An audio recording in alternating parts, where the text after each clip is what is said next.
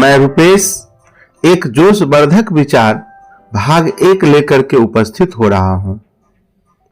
मनुष्य की कठिनाई यह है कि वह सदा ही ऐसे अमूल्य अथवा सुनहरे अवसर की खोज में रहता है जिसे पाकर वह पलक झपकते ही महान व्यक्ति बन जाए। जिस प्रकार जुए का दांव जीतकर जुआरी शीघ्र ही धनी बनना चाहता है, उसी प्रकार हम भी बिना काम किए ही धनी और ऐश्वर्यशाली होना चाहते हैं। अध्ययन किए बिना ही ज्ञानवान बनना और कहलाना चाहते हैं। यह एकदम कपटपूर्ण व्यवहार है। इस प्रकार हम अपने आप से स्वयं से ही धोखा करते हैं। इससे मानव जीवन का पूर्णतः नाश हो जाता है। आप सारा दिन आलस्य में क्यों बिताते हैं? हाथ पांव हिलाइए, मेहनत मशक्कत कीजिए, काम कीजिए और ज्ञान विज्ञान के द्वारा निरंतर बढ़ती हुई संपत्ति में वृद्धि करके अपने को धन्य बनाइए। आपका जन्म ऐसे समय और ऐसे देश में हुआ है जहां ऐसे अनेक साधन और अवसर हैं जो अन्य स्थानों पर प्राप्त नहीं है।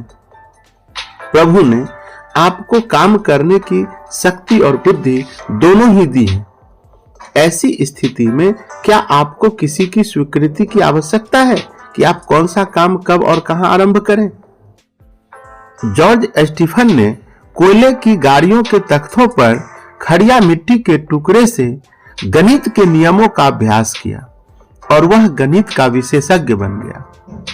क्या आप उन बालकों के समान अपने अवसर स्वयं नहीं बना सकते जो किसी समय पूर्णतया निराश्रित थे, जिनके पास न पेट भरने की रोटी थी और न तन ढांपने को वस्त्र थे, जो कड़ाके की सर्दी और मूसलाधार वर्षा में कहीं आश्रय न पा सकते थे और जिन्हें कड़ी धूप में नंगे पांव दौड़ना पड़ता था।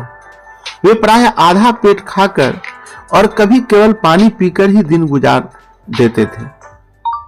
उनका कोई सहायक भी नहीं था, केवल अपने हाथ पांव और हृदय की दृढ़ता ही उनके सहायक थे। पर प्रभु में दृढ़ आस्था और दृढ़ संकल्प के बल पर ही उन्होंने संसार की काया पलट कर रख दी। उन्होंने वे कार्य कर दिखाए जो असाधारण व्यक्ति भी न कर पाते। उन्होंने स्वयं अवसर खोजा और आज संसार उनका अत्यधिक ऋणी है। ऐसे अनेकों वैज्ञानिक हैं या अन्य महान पुरुष हैं जिनके साथ ऐसी घटना घटित हुई है। राह की कठिनाइयों से डरकर दूर मत भागिए और सुख यदि आपको अपनी बगिया में आने का लालच दे रहा हो तो उधर झांकिए भी मत, क्योंकि वह आपको कर्तव्य से भ्रष्ट करना चाहता है। तत्परता से वीरता पूर्वक अपने लक्ष्य की ओर बढ़ना शुरू कर दीजिए। उस समय अवसर स्वयं आपकी राह देखता मिलेगा। इस तरह से किसी भी कठिनाइयों का सामना कीजिए, न कि उससे डरिए और आगे बढ़ते रहिए।